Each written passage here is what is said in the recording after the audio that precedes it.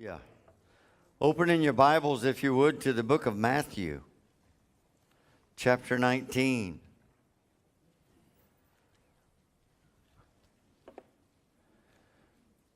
I got a lot to say this morning, so I'm going to preach in a hurry, so you listen fast.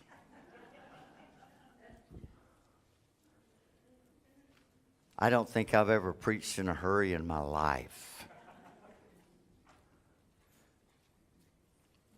I want to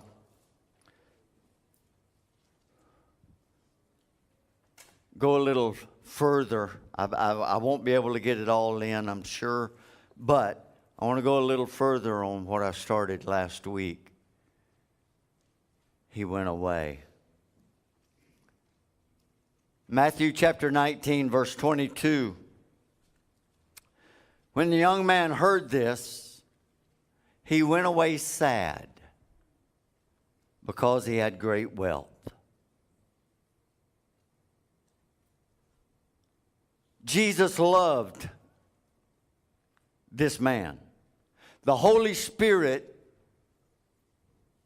made sure that we understood that Jesus loved him. And Mark, by the unction of the Holy Spirit, notated that. He was a manly man. He was a young man. He was serious. He was humble. He was eager. It was a golden moment in his life, face to face with Jesus. I'm sorry that it did not turn out triumphant, but he walked away very sad. Jesus planned to use him, to plant him, to grow him. He was going to put him in the band of disciples. And he would walk with Jesus. And he would see and he would know. How many young people and adults I have seen walk away, sadly, that Jesus wanted to use them, wanted to plant them, wanted to walk with them. But they turned and walked away because of some little obstacle. It wasn't a question of integrity. Jesus said, you got to keep the commandments. He said, I have. It wasn't a matter of salvation because he knew who Jesus was. And he wanted to walk with him. He wanted to make his life count. He had taken aim. He knew that there was something missing spiritually. It became a spiritual matter to him. He said, I've got assets. I've got learning. I want to use them for the kingdom. What must I do? And Jesus flipped through and put his finger right in the sorest place. God does that, you know. He knows your life well enough that every once in a while he'll just look through and he'll say, uh-huh. And every one of us kind of flinch. Because it's at that point, at that place, that's an obstacle, a separation point between us and him. Something perhaps that we love more than we love him. Something perhaps that we will obey before we obey Him. Jesus was telling that young man, your life can count. That's point one. Jesus told him how to make his name immortal. He urged him to do the rare, the wonderful, the godly thing. This young man stood before Jesus and he teetered toward the eternal, toward obedience. But then he fell back toward the flesh and he went away sad. Oh, I can't tell you how many times I've seen that. There's always that moment of decision. There's always that moment when you decide to walk away. There's not anyone that's out there that's been pushed out. They decided to leave because God had everything that they needed, and He was offering it to them, and they decided to go. I'm thinking of a talented young lady that many years ago, there was a moment when we were a little too strict for her. And she walked away. And then she told everybody that we kicked her out, that we shunned her. In other words, she lied. It hurts my heart. This young man didn't go that far. But when he bumped up against that one place and Jesus put His finger on it, he went away sad. The record does not say that he got angry. It does not say that he was shocked or embittered. It just says that he was sorrowful. His reasoning for leaving is put right there in black and white. You can read it. What his reasoning was proved Jesus' assessment was correct.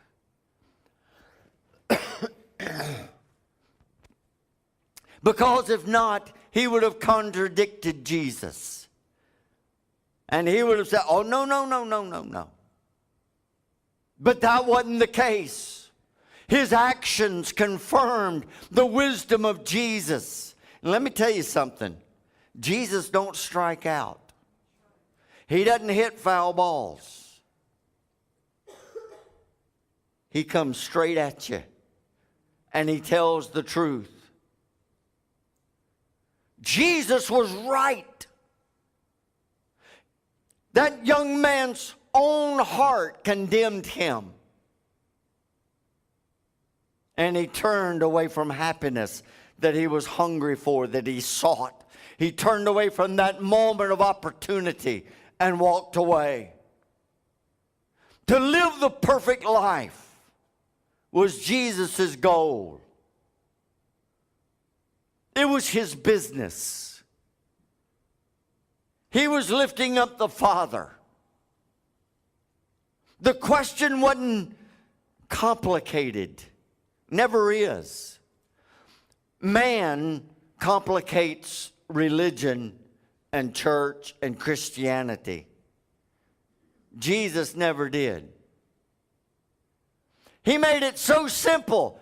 Believe or not believe. If you obey, you believe and you love. If you don't obey, then you don't love.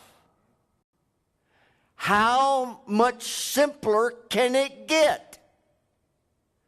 That's what Jesus boiled it down to. There was no no argument. It was right or wrong. Mark chapter 10 verse 21 says, Jesus looked at him and loved him. And he said, one thing you lack. Go sell everything that you have. Go sell everything that you have and give it to the poor, and you will have treasures in heaven. Then come follow me. That choice was not a personal penalty. It wasn't something that Jesus was asking this young man to do that wasn't expected of himself or many others. It was something that Paul the apostle had to decide. He was confronted with the same decision. And Paul stepped up to bat and he said, yes, yes, God.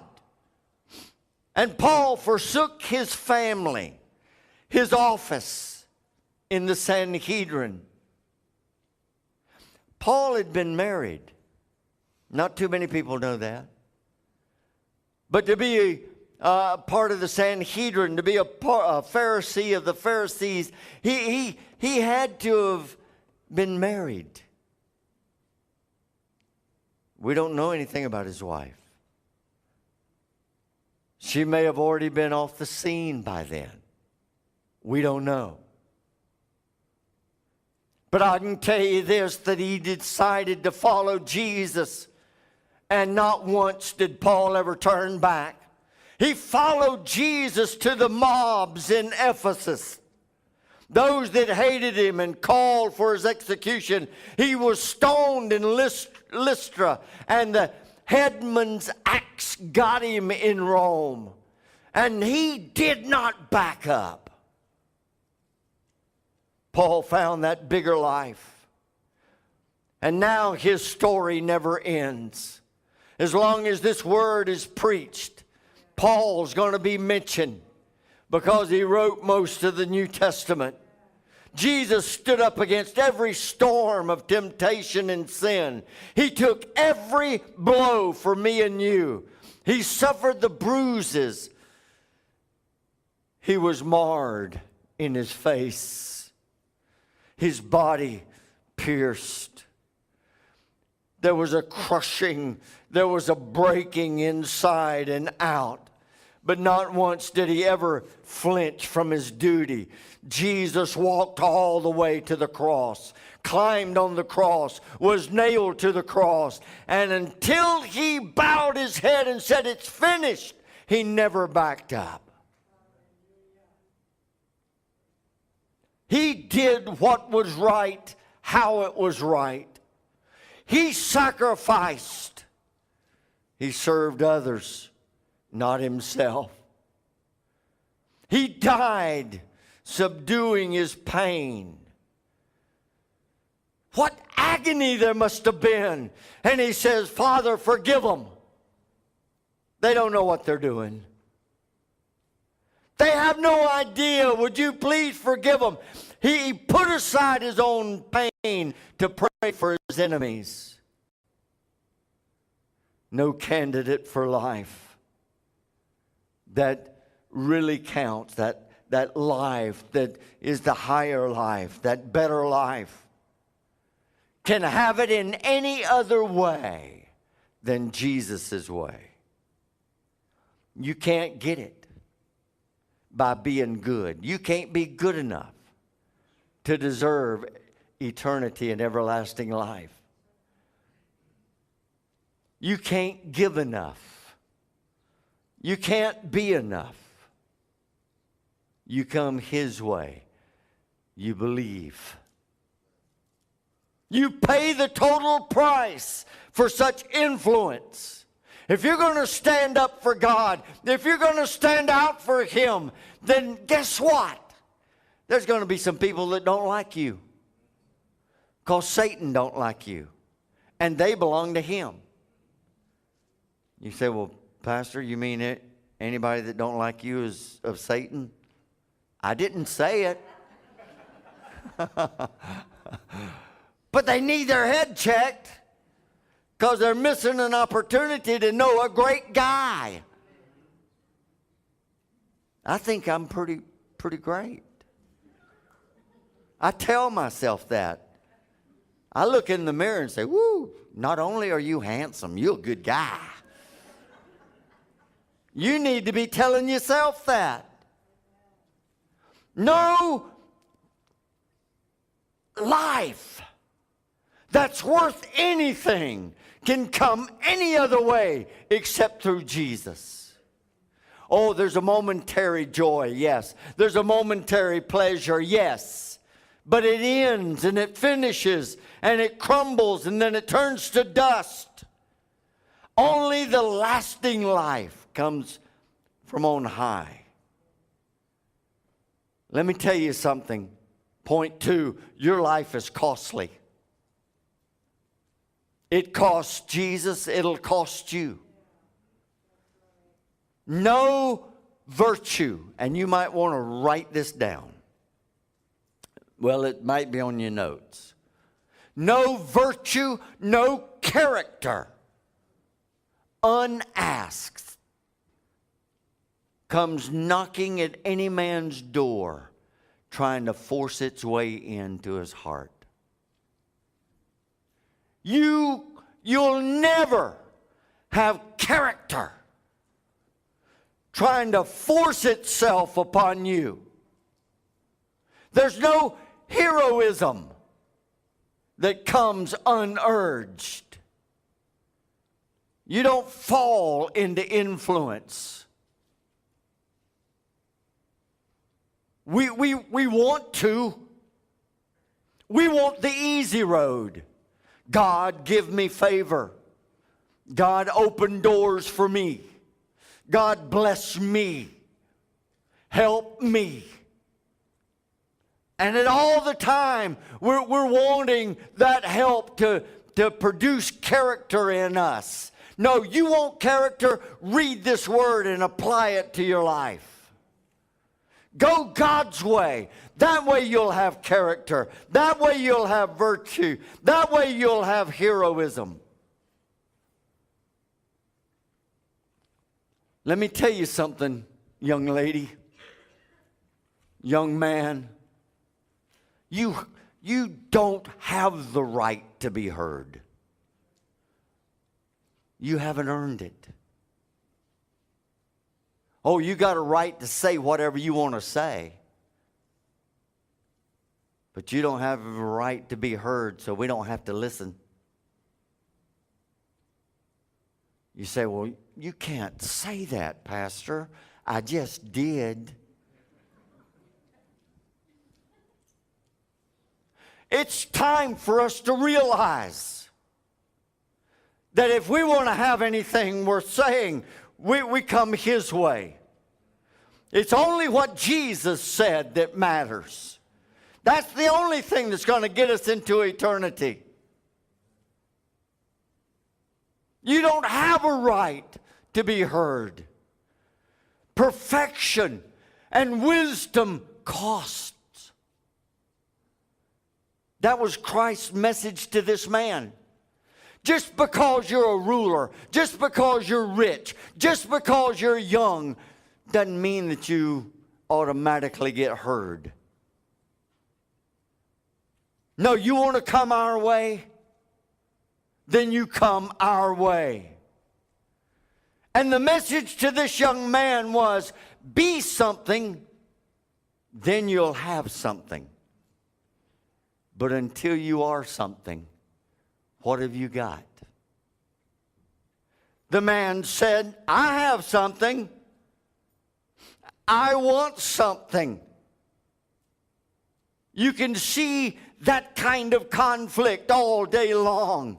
So many of us want something and think we are something.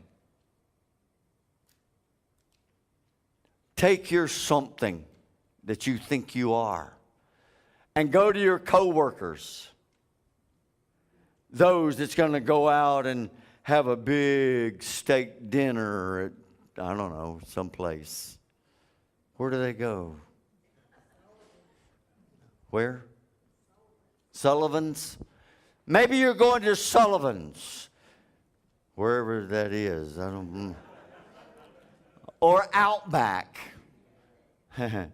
Mine is Golden Corral. But say you're going to one of those places, or your friend is going to go to one of those places and say, wait. Why don't you take the money that you're going to spend there and go find a family that's in need and give it to them? What is that coworker going to say? You crazy? What is that schoolmate going to say whenever you suggest that they do that? They're going to think you're Looney Tunes. You'll hear the crackle of the truth when suddenly they point a finger at you and say, you're crazy. You don't know what you're talking about. You don't know. Why would they say that? Because they hadn't seen that something that's inside of you. You haven't displayed it to them. Let me tell you something. You try to go the world's way and demand your way. All that does is just feed the flesh. Makes us feel like we're somebody, that we're important somehow. We don't have to do anything. We don't have to be anything. We're just breathing, so we deserve. We live in the United States, so we deserve.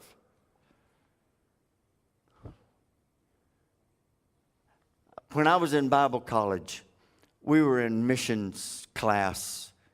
And we had several foreign students that was in our missions class. We had like 4 or 5 guys that were from Africa, poverty Africa. And that was during the day of teaching on you can have it all. You give $1 to God and He'll give you 100, 200, 500, 1,000. You give and you get. And one of the ladies, thank goodness it wasn't me that did it. She went on and on and on about God being our supply and God giving us riches. And she was praying for a 5-bedroom house. And she had laid hands on a Cadillac. I don't want a Cadillac. And she just kept going on. And then one of these guys stood up.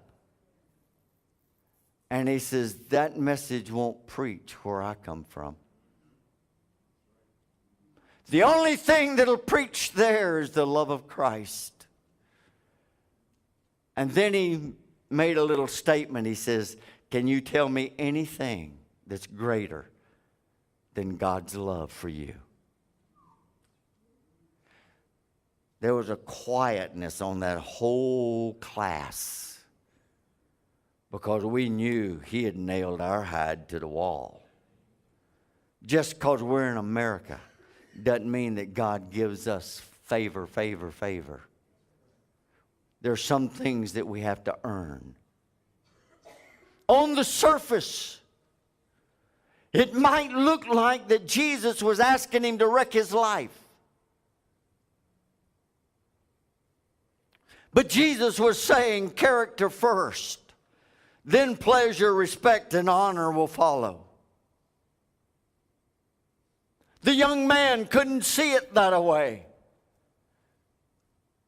He felt like that he had it made. He enjoyed privilege. Tradition and precedent always said that you had to be an older man to rule in Israel, but this was a rich young ruler. He was a young man that was ruler. And Jesus said there's a flaw in all of this. You may have handled your wealth skillfully. You might be adverse in all of the social positions and the political influence. That's what made you a ruler. But let me tell you, all of that is an outside asset. Jesus said there's something you are missing inside. You remember in Samuel, when it come time for a king, all of Israel stood up and said, we want Saul. He's head and shoulders above everyone else. But God said, man judges on the outward. God judges on the heart. And Jesus said, I'm not looking at your outward, rich young ruler. I'm looking at your heart, and there's something that's not quite ready inside. Some things cannot be forced, even though we would like to. You can't make wheat get ripe. You can't make corn get a full ear. It takes time. You can't make an apple get sweet. Oh yeah, I know you can put gas on them and turn them red, but it doesn't make them sweet.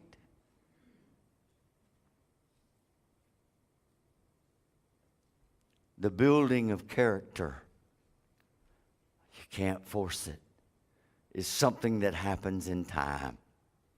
There's too many in America today that want to force their way long before they're prepared.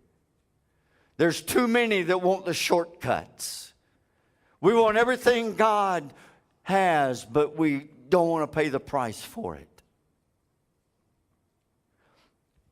Outwardly, this young man seemed to have achieved his ambition. He was there, he was a ruler. He sat with the mighty, rubbed shoulders with the elite. But he came face to face with the truth. Jesus said, I am the truth, the way, the life. And Jesus told him the truth. How do you find a crack in a bell? All you have to do is just ding it. And Jesus said, I dinged you, and there's a crack there. How do you find out if somebody's puffed up or if they're really important? You know, a lot of times we go around, we got the big head. I did. I. All you have to do is just stick a pin in them. If they blow up, they were puffed up. But if they're really worth something, they just go, ow. It's the same way with the bell. It'll ring true or it'll give an off key. If there's a crack, there's a flaw. Whenever you hit it, it's going to give off an uncertain sound. That's what Jesus was saying here. Something's not ringing true. To be a ruler is more than just seeming to be one or holding a position. It takes more than letterhead and title and office and privilege. It'll take experience and it'll take a willingness.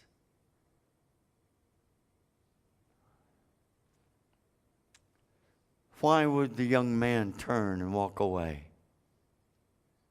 Because Jesus, in essence, was saying, you're a small package in a big box. It's one thing to win a Congressional Medal of Honor. It's one thing to win a Purple Heart. It's another thing to go to the pawn shop and buy one and then pin it on your lapel. I was in Dallas Airport trying to get home one Christmas when I was in the Air Force. And there was this full bird colonel that was sitting just a little ways from me. I had been in that airport for 48 hours because of the snow and the ice. And there was a young recruit that was fresh out of basic training. He come walking in, you could tell he was, we used to call them rainbows. If you've been there, you know what I'm talking about. But he had the white sidewalls, the whole works. And he had ribbons and medals galore pinned to his jacket. And that full bird colonel looked at him and said, "You're a fraud, boy. Get that jacket off now." That airman looked at him and said, "No, sir. All of these have been earned." He said, "That's a World War II one, and you wasn't old enough. You wasn't around during World War II." He'd been down to the pawn shop, and he was getting rich quick. I never forgot that. I remember that to this day. Man, you pin something on yourself that doesn't belong there, and somebody's going to recognize it sooner or later. When he asked Jesus in Matthew 19:16, "How can I make my life count? What must I do?" The answer was immediate. Now I'm going to put it in our modern day language: get real. If it were not for your wealth, you'd never have been elected a ruler. You've not earned the right to sit in judgment on other men's souls. Part of the rulership was sitting in the gate of the city. And people would bring their problems, and you would rule over their problems. If you want to know real living, give your gold, your precious things to the poor. Gain maturity and mellowness, and come and follow me. We'll walk together. Together we'll search out the heartbroken. Together we'll see the truth. Together we'll feed the hungry and heal the sick and save the prodigal.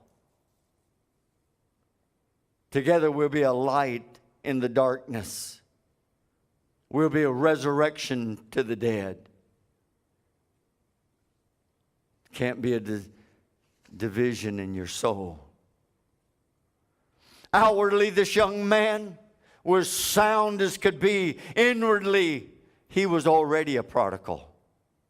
Luke chapter 15, verses 12 and 13 says, "Give me the portion of my goods that fall to me," the prodigal son. And he said, he gathered all together and journeyed to a far country. And we know the end of that. He woke up looking a pig in the face. There's an option. There always is. He could have become an apostle. He could have become a disciple. He might have challenged Galilee like Zacchaeus challenged Jericho. He had talent. He had genius. He might have accomplished everything that Paul accomplished. He might have swayed governments. Who knows? He might have saved the early church from a century, 100 years of persecution. But we never know because he walked away. We don't know what he might have done. Out there right now, this morning, there's somebody that God had big plans for. We have no idea what they might have accomplished if they'd have continued to walk with God.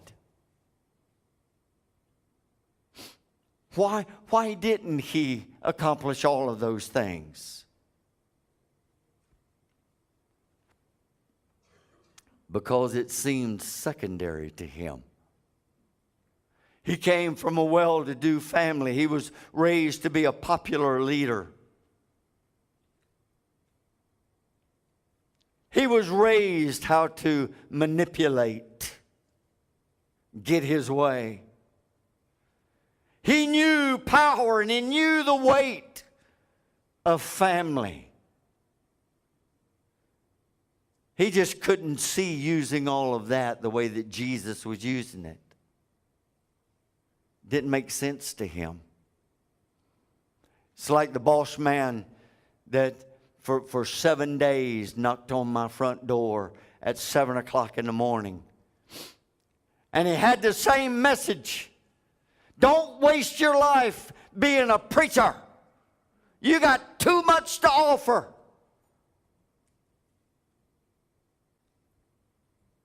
He wanted me to go back to selling stocks and bonds with him. He wanted me to go to Texas and open up Texas with him. Don't waste your life, Bernie. That's what he told me.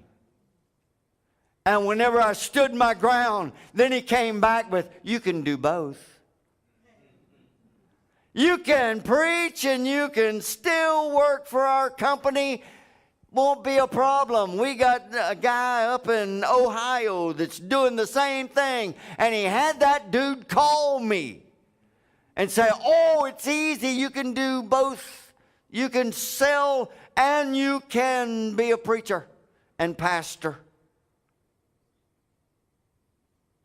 I will not tell you what I told him. It was not kind. That was before I was distinguished. I was still redneck. So I let him have a few little redneck thoughts about his suggestion. This young man, he knew the richness was binding his heart, but he wouldn't set it aside, not even for Jesus, not even for all that God was offering him. All the liberating things that God wanted to do in his life. No. This other's more important. Let me tell you something. A bird is content walking on his own 2 legs until he discovers he's got wings. Then he don't want to walk anymore. And I don't blame him. Suddenly his legs become secondary. So point 3, and I'm hurried home. Your life can be more. The rich young ruler had to have sensed down in his heart that there was more than what he had. He'd been a keeper of the 10 Commandments. That was the law. That's what Moses had done. That was sacrosanct. I do that. But he knew that there was more. He had experience in business and politics and place. He had done all of those things. But suddenly he was seeing men that were influential men in his nation. And suddenly he said, I want to amount to something like they amount to something. He felt a stirring down in his soul. But he was afraid to close the door on the springboard that had got him to where he was. My money, my wealth has got me this far. No, I'm not going to. All of us want to hold on and grab the next rung. And if it means turning loose, we're going to question, are you sure? We want to stay where we are before we step out in faith. I'm going to believe God, but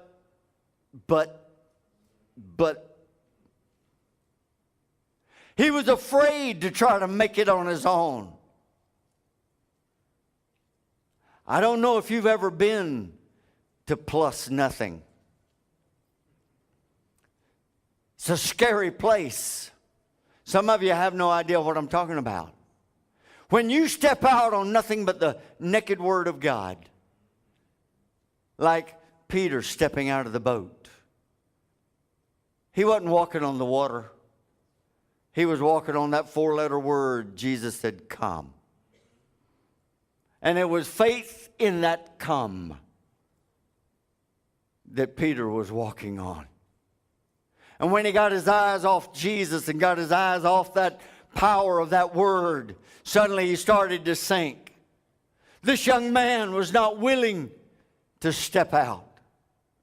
He enjoyed the boat too much. It never really got through to him what Jesus was really saying in Matthew 19:21. Come, follow me. You're going to trade in pennies for millions. What would eternity be worth to you? What would peace that passes all understanding, what would that mean to you? Anthony Bourdain killed himself this week.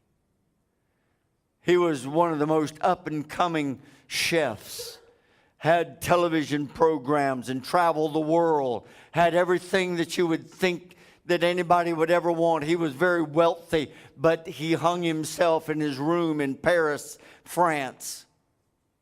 There was a designer, a bag and shoe designer. I don't understand all of that.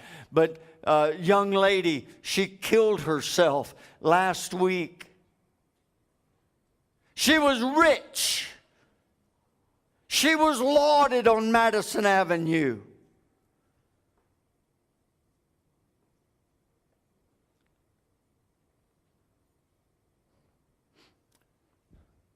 The world says if you got millions, you've made it. Jesus said, if you don't have me, you have nothing. You can trade in the earthly pennies for heaven's millions. No one fails with success and access to heaven's capital. Listen, when God's paying the bills, woo, son, that's good. It's one thing to be Mr. Big on the outside and Mr. Cheap on the inside. That was him, but it'll always spell failure. Was it unreasonable for what Jesus asked of him to do? No. To follow Christ is never unreasonable. Not to follow Christ is unreasonable. No man lives a dull life when you're walking with Jesus. Let me tell you, you're running up against all kinds of things. You have lepers running up to you. You want to get your life excited? Let some guy come running up that doesn't have a nose or ears and all of his fingers has been eaten off. And he says, help me. Woo, woo. That'll make your day. Leprosy is the type of sin. How many have I had run up to me and fall down and say, pray for me, Pastor. I've been on drugs and I'm losing my family.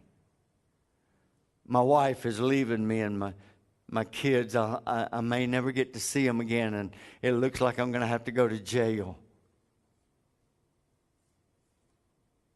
Oh, that's leprosy of the heart. Greatness does not come to the young or to the infirmed, served on a silver platter. No, sir. It'll be won. The athlete has to spend long hours in practice before he gets good enough to get on the field. Self has to be subdued, and he has to be a part of the team. The believer must invest himself in study when every ounce of his flesh cries out withdrawal.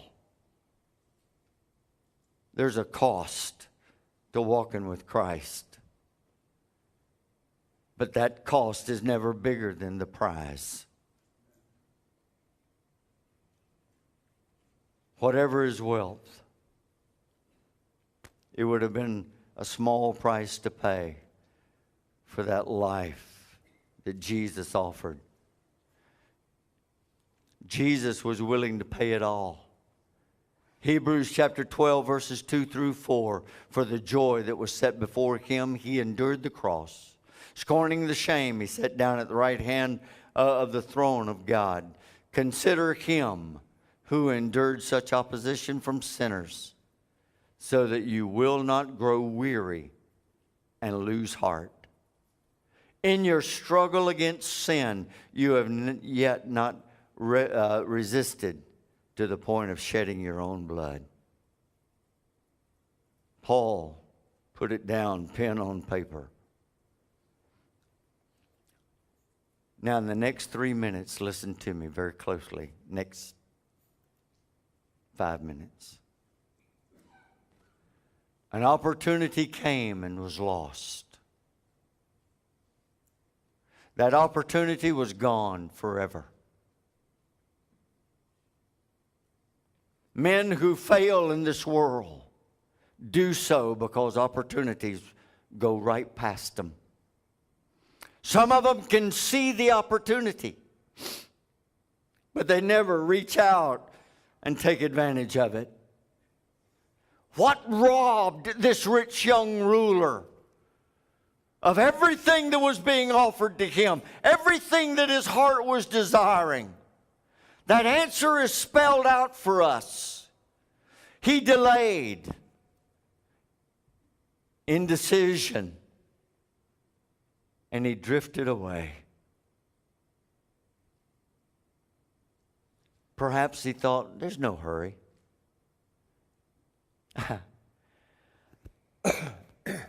I've had young adults say, when I get older, then I'll start going to church when, I don't have anything else to do.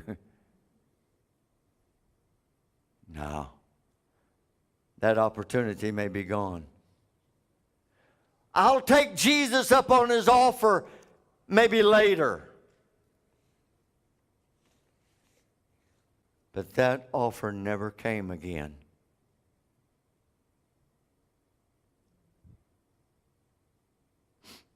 I know people that have passed up opportunities. There was a young lady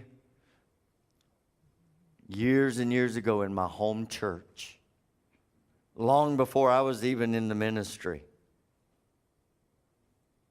She sat about 4 rows from the back on a Sunday night. When service was over, tears streaming down her eyes. She said, Jesus, touch my heart. And I said, why didn't you go to the altar? Oh, I told him I'd get with him later. She said, I'm not ready to settle down and serve God. There was nothing I could do. She turned around, walked out, got in her car, and was dead before she got 6 blocks away from the church. She stepped into eternity without God.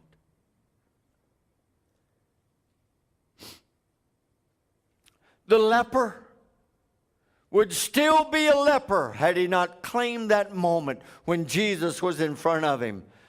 And Jesus asked the question, what would you have me do for you? That mother that had the daughter that was vexed and chained by devils, that daughter would have been chained still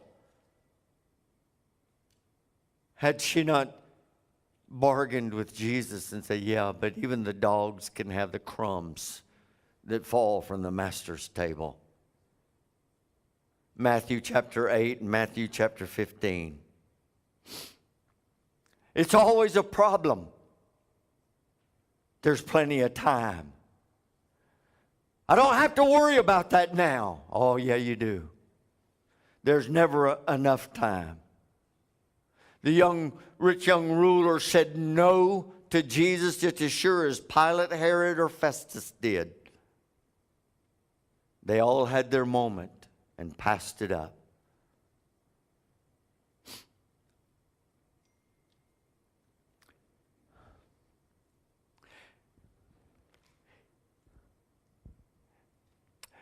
There's a moment when he would have you, but you wouldn't have him. Now maybe later you'll decide, I'll have him. And maybe he says, but I won't have you. There's a time, no man comes to me unless the Spirit draw him. No man gets to the Father except by me. That moment can be past. That moment of opportunity slips. And suddenly the harvest is ripe.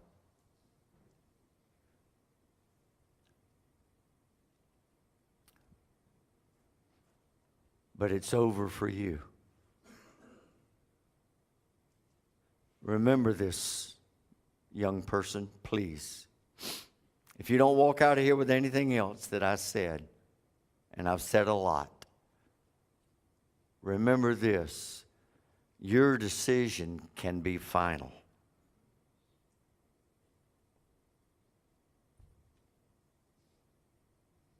That young man, we don't even know his name.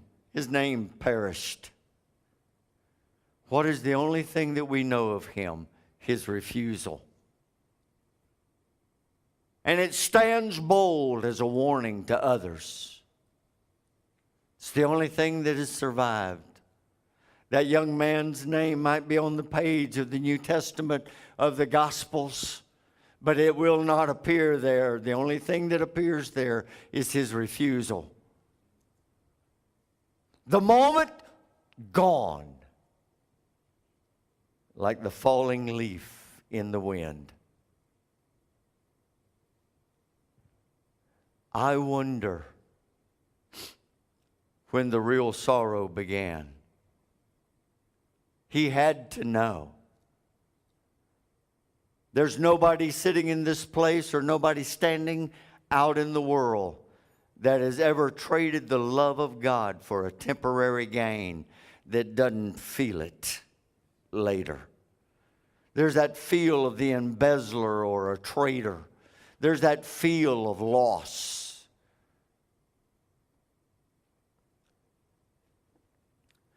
In life, we're offered one single chance. The grandeur is there. Matthew chapter 9, verse 21, if you want to be perfect.